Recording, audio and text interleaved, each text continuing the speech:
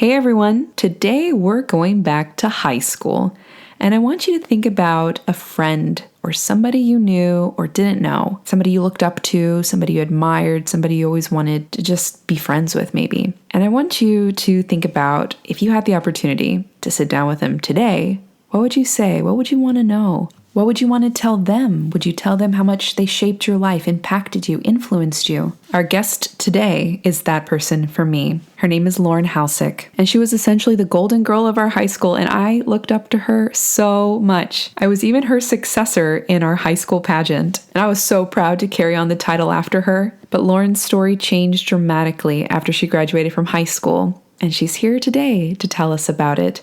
So grab a chair and get comfy, and please welcome Lauren. Lauren, thank you for being here today. I'm so happy to be here. I'm so happy to be with you. I'm just as excited, if not more so. I should also say that we're broadcasting from, what is the name of this restaurant? Roswell Provisions. And this is one of my favorite places to come. Every 6 weeks, I write a plan for our homeschool, and I don't always follow it, but I like the idea that I come in every 6 weeks and I write a plan. We're also recording on the best day of the year, prom night. Yes. We have traversed all of Roswell, Georgia. Yes, we have. We walked past every possible prom dress ensemble that you could see. It's through gardens of perfume and cologne. Oh, yes. Axe body spray. That's right. We walked through a living Axe body spray commercial today. It was great. So, Lauren has a very interesting story, one I've been wanting to hear about for 10 years. And when we were in high school, we competed in the Miss Warren Robins High School pageant together, and you won in 2005. I did. Oh my gosh. Crazy even thinking about it. Take me back to that night. How was winning that night for you? So I am not by nature a pageant type of person. I really enjoy performing, but I am not a theater girl. I'm not really a big star by nature. So being on stage in front of all of those people, I think more than anything, it was a matter of pride. I really loved our school, and I loved the girls I was on stage with, and so I wanted to win. I was hoping I would win because I'm also really competitive, but it was just exciting for me to be surrounded by all these girls who I loved so much. You were up there. My sister was up there. We had so many close friends who were in the pageant with us, and it was, I think, an important institution in our school, and I loved our school so much. I'd been wanting to go to Warner Robins High School since I was a little girl, going to football games and cheering. So being Miss Warner Robins High School was a big deal to me. And you won. I did. And what was your talent? I sang opera. And it was I sang from La Boheme, and now I can't even remember what my aria was. I remember it being fun, and I remember feeling like a prima donna for sure, going up there and singing in front of so many people and having such a unique talent for our small town. Well, and so, the following year, I won the pageant. Yes, you did. It was amazing. I was so excited that you won. And the night that I won was a little bit different from tradition. Tell us about what happened after you won the year before. I didn't get to crown you in 2006, and I was heartbroken because I got pregnant the year before. I got pregnant the summer after graduating from high school, and at the time of the 2006 pageant, I was pregnant, heavily pregnant, in fact. I got married to my high school sweetheart and thought I was well on my way to the white picket fence and dream that all of us have, especially when you get pregnant when you're in high school, and it throws you off of a lot of other dreams, so you feel pretty certain that at least that dream you're going to nail. And so, but I missed a lot of fun experiences, and I had to miss crowning you and being there to celebrate in front of all of those people, and that part was a downer. Especially because I know that you were just amazing and beautiful, and I remember your amazing Vitamita Vegemin talent and wishing that I had been part of that. So what I'm bringing, I want to show Lauren today. I don't know if you remember this. I see my handwriting on the outside of this card, which I feel like I actually hand stamped or hand drew. You did. You want to open it? Oh my gosh. Yes, I want to see what this is. Oh, my word. With exquisite handwriting, oh, my by gosh, the way. my penmanship. Yeah. I need to take this home and show my children why cursive is so important. Wow. And I am so moved by saying kind words to a special friend. That's so important. The fact that those judges recognized a winner in you just confirms what the rest of us have known all along. No amount of pageant experience, makeup, or rehearsed formality can compete with a Christ-like attitude and a loving spirit. Truer words were never spoken. Amelia, how sweet. And you kept it all this time. Yes.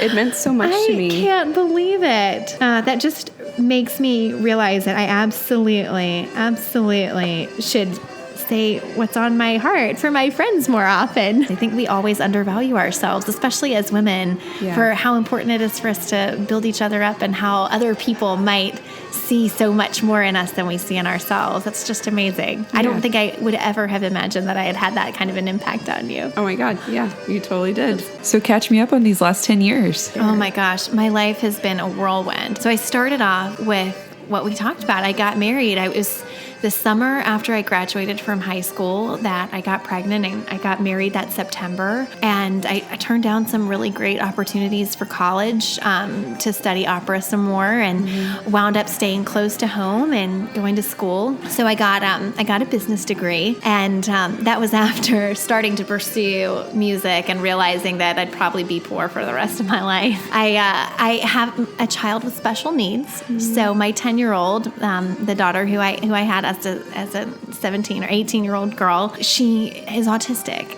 And so I knew I'd need some way to support her for the rest of her life that was reliable. And for me, that meant changing and directions. So I switched and I became a business major. And then I had another baby my senior year, graduated from college, was really excited, had lots of opportunities to go to grad school, but my marriage was failing. And so from that standpoint, I decided maybe grad school needs to wait. Maybe right now I just need to focus on providing for my children and myself. And so I decided to look for jobs, and I went to lots of different career fairs. And as I was waiting outside a long line to be a representative for Pfizer, I found some people who had no line that were representing Target. And so I wound up taking a job as an assistant manager working at a Target store. Shortly after starting for them, somebody spotted something in me, and I didn't even know that it existed in myself, but they put me on a fast track career-wise.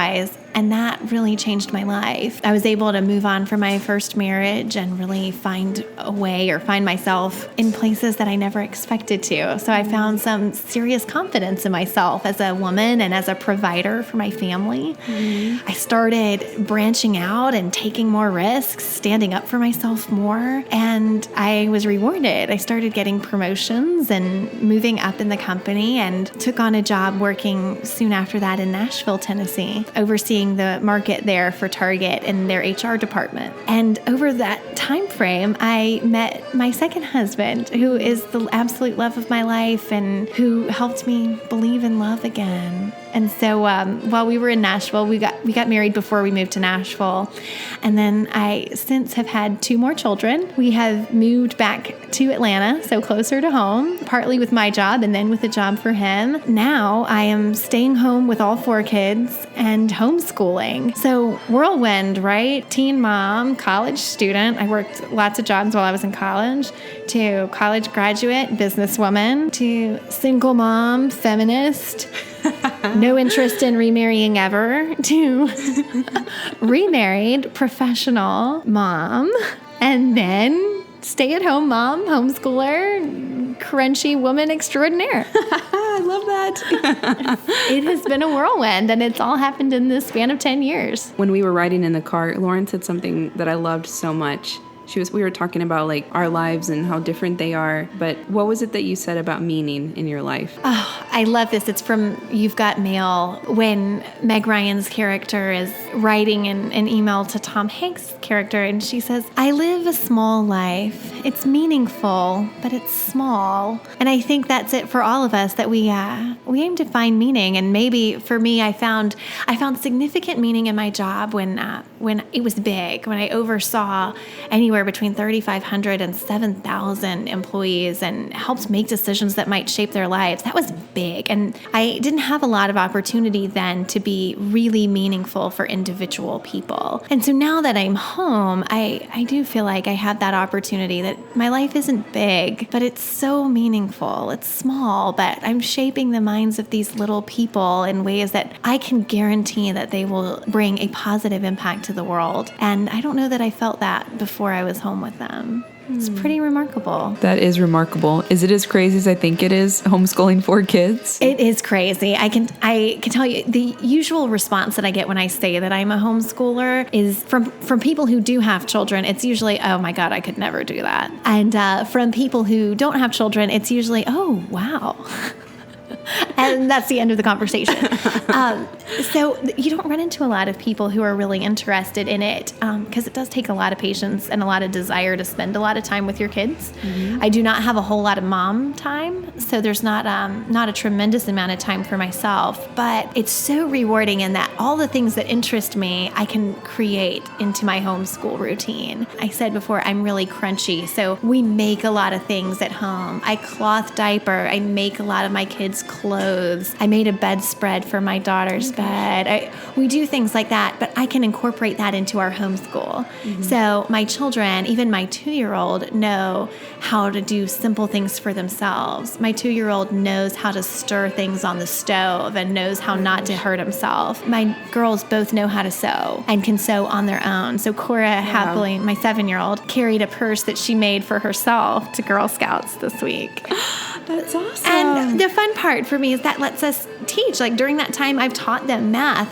We've done measurements. We have looked at how many, if we're measuring fabric, if there are 8 feet of this fabric and we need 2 yards to make it work, if it's not going to work, how much more do we need? How much do we need to go to the fabric store for? And so we can do a lot of those kind of things that create a practical application for math. So there are plenty of times during the day where I don't have to worry about another child's view causing my children to experience something a certain way. We just correct it ourselves. Cora and I have had some lengthy conversations about our bodies, and she is happy to tell anyone. I wore a t-shirt the other day that had a female reproductive system on it that says, "Tell me I'm beautiful." And a lady in the line at the grocery store says to us, Is that a uterus on your shirt? And Cora happily corrects her. It's actually a female reproductive system. It's a uterus, but it's also ovaries, fallopian tubes, and a cervix. Oh my God. That is the best thing I've ever heard. That's my 7-year-old. The fun part for us is that she's growing up learning to respect the things that are important for us. And I'm sure she'll develop her own sense of what's important to her, but we get to cultivate that in her. She's watching me pursue things and fight for things that are meaningful to me. And she's watching her dad do the same thing. And that to us is much more significant than sending her to a traditional environment where she might see other things. It's different. It's not for everybody for sure, but it's so right for us. So if you could go back in time to your 17-year-old self, what would you tell her? What would you tell her and what would she tell you? Do you know, I've thought about this so much because as a mother of girls, and my God, I think I was a quintessential girl as a 17-year-old. I think that as a 17-year-old, I really lived on my dreams. And I believed in this dream of love and a husband and life with a white picket fence, and that I would have all the things that you think about in your American dream. And when things didn't work out, I tried to force them back into the dream.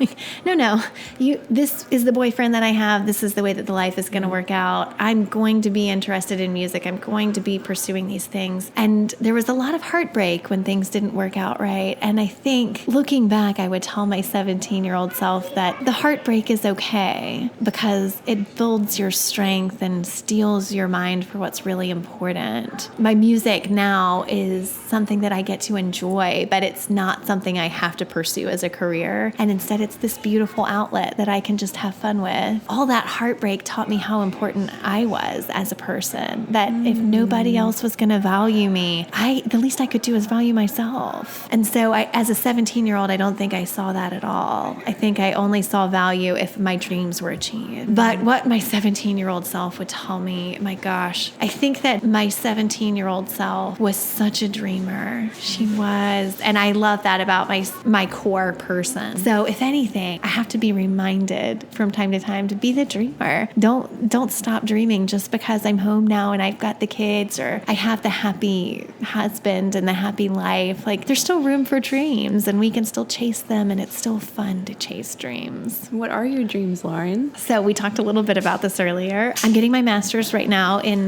women's health, but specifically holistic women's health. I'm learning about herbal medicine, and I'm learning about how our bodies are strong and able, and how we can a lot of times heal ourselves just by being more aware of what's happening to our bodies and what we're putting in our bodies. So from that standpoint, my dream right now is to continue to pursue this and see where it takes me. I would love to have a women's health center somewhere that does things like well woman care and offers yoga classes and prenatals and doula services and midwifery. I'd love to have a place where women can come for all of that. But I don't know how all of it will shape out. And it may just be that I'm going to be a wonderful health educator for the 2 girls that I have. So either way, I think my big dreams are that I will be able to find my way and that I'll have some purpose to serve, that I'm making people better and I'm leaving an impact on them, whatever the forum is. Oh, totally. I bow down. I'm bowing. Oh my gosh. I'm bowing. No. I think it's just wonderful. Well, I think we have a wonderful pastor. And one of the things that he says a lot, especially when we're grieving or when things are hard, he will remind us that life is for the living. And it is. It's for us. While we're alive, we should be living. We should be experiencing that which keeps us alive and just being out and enjoying it and not home and worried about what else might happen. Just live for every day. And that's an amazing mantra. And I don't live up to it every day. A lot of days I stay at home and knit in front of a Murder, She Wrote rerun, but it's true.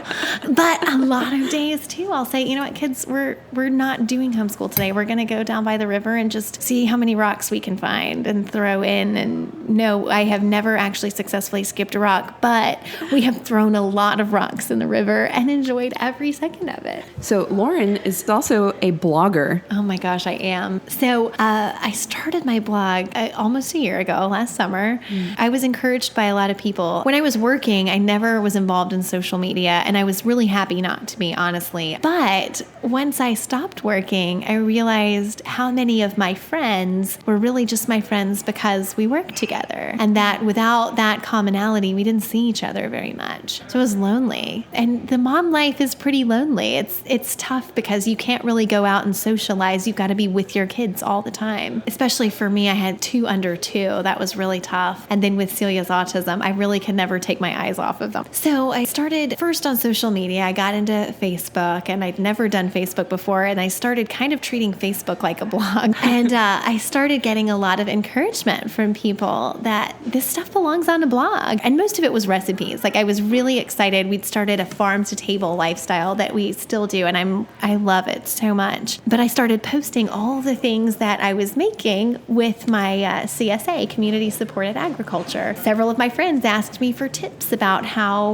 we live that way and how do you get your kids to eat that way and what do you do with all the vegetables. And I finally realized this is a great outlet and place for conversation for me. I need to do something else with this. So I started asking questions about blogging and trying to find out if that would be a good fit for me. And I was amazed. So I started out and it was just mostly meant to be like a silly mom thing with just some cute little crafty things and how we survive day to day on vegetables. From there were a couple of times that I wrote a few things just from my heart, just thoughts about things. And those got the most responses. And I was amazed. I felt like I didn't realize anyone wanted to listen to anything that I actually had to say, since when I was working, people had to listen to what I said. And the blog took off. It's you, Lauren. But it's me. It's just the light that you generate. And people are like, they come to you like, gosh, flies to a flame. You know, it's just the words of an honest mom, because I think that's what's missing in the world. But I think the fact that I'm okay putting that out there on the internet and that I don't get a lot of criticism about it, I in fact get a lot of moms telling me, thank you. Yeah. I need to know that it's okay for me to read a book that I like. I need to know that it's okay for me to make the dinner that I like and not have mac and cheese every single night. Or that it's okay if I make mac and cheese every single night because that's all my kids will eat because I don't want to have a headache of a kid yelling at me. I think moms need to hear that it's okay. And that's what's been really fun for me about the blog. I get to tell these funny stories about my life, and I usually tell them from a place of, God, I hope I'm not the only person who's going through this right now. And the response that I get back is usually, I love this. I'm so glad I'm not alone. So it's really reassuring, and it's been amazing to fill that lonely gap that I had. I can tell you as a mom to be in 10, 20 years, it's nice for me to look up to you and go, that's how you do it. Yeah. This is how you do it. I love what you do. I'm inspired to just be more creative within myself, like to be a mother to myself. That's it. It's so important. I think to take care of ourselves. That's it. That's it. I think that the core of your health as a woman or as a person in general, your happiness comes from being okay with just you and not what anybody else says about you. And it's a hard place to be because there's no shortage of people who are willing to tell you what you should be doing. And there aren't a whole lot of people out there telling you that you're okay. It's like the working mom that says that everybody who stays at home does nothing, or the stay-at-home mom that says that the working mom doesn't do right by her kids. I think there's a lot where we're exclusive to others and we're not really good about just loving ourselves and being inclusive. That's it. There's room for that. There's room for all of us. My gosh. I mean, if we had to write down a list of all the things we hate about ourselves next to the things that we love about ourselves, I know that the list would be really, really uneven. And my goal would be that, at least for myself, that I could bring them to the same length on the page. If they can be the same length on the page, then I'll be okay. And then ultimately, I would love to just reduce the things that I don't like about myself to be very small. But our culture doesn't do that for us. We have this treatment-based culture that says identify everything that's wrong and fix it. And we don't have to fix ourselves. We need to just love ourselves and appreciate ourselves and just make sure we're always growing. So let's recap. Lauren is a homeschooling mom, mother of 4, wife, and she still has time to experience life. Yeah. I know there will probably be women out there going, how do you do it? How is there time? How is there room? So here's the beauty of homeschool, because to be fair, if you have to go be at the bus stop at 7:50 in the morning, there's not a whole lot of wiggle room there. If you have to pick your kids up at 3:30, there's not a lot of wiggle room. But for us, because we don't do that, we have a lot of flexibility. In our state, the rules around homeschool are that you need to spend 4 hours a day homeschooling. Now, that's because we're not lining up to go to the bathroom. We don't have to file through a lunchroom. We can actually do work while we eat our lunch. And so we're able to create a lot in 4 hours. For the most part, my 4 hours is spent enjoying time with my kids. And a lot can be learned during our homeschool that's not sitting down and filling out worksheets. And so for us, those kind of experiences allow us to experience life, but they also are part of our regular schedule. So I think that's a part of it. But the other side is ditching things that aren't necessary. And I think that was the hardest part. It's still hard. It's hard to be different from everybody else. So how do we have time for it? We're not afraid to say no. And it's been hard to get there. But saying, no, I'm not going to sign up to be the president of this, or to be able to say, I was the president of that and it's not working out. I'm going to have to hand it off to somebody else. That's hard. And this has been a year where we've done that, where I've done a lot of dropping things that I was committed to so that I could have time to live life. And I've been amazed at how freeing it was. Now we find time by having a short day with our homeschool and by not being overcommitted elsewhere. And when I start to feel like our commitments are strangling us and they're not enriching our lives, I quit them. That's awesome. I quit them. And on some level, I'm sure I should say, man, I'm probably letting people down. But I used to tell people when I was in HR, I usually told people this in encouraging them to quit. So I don't know how valuable this is. But I used to tell people, the only person who can live your life every day is you. You are the only person who can wake up as yourself every day, and you are the only person who has to sleep as yourself every night. And that's a pretty powerful thing to be able to do. You shouldn't give that power to anybody else. And so for me, I've had to put my money where my mouth is this year by saying, I'm different. I'm a homeschool mom. No, I can't go to that exercise class because I am teaching my children. And no, I'm not going to go put my kids in daycare because we actually actually are learning at home. So that is something that we're going to be doing. And it's hard not to be in a popular group, or maybe I'm the president of an organization, or I'm on the board of a charity that's meaningful to me. That's hard, but I have to live this life for myself and for my family. And I need my children to grow up knowing that their mom is happy, and that being a mom has not strangled me or shortened my ability to be myself. Yeah, crazy. Thank you, Lauren.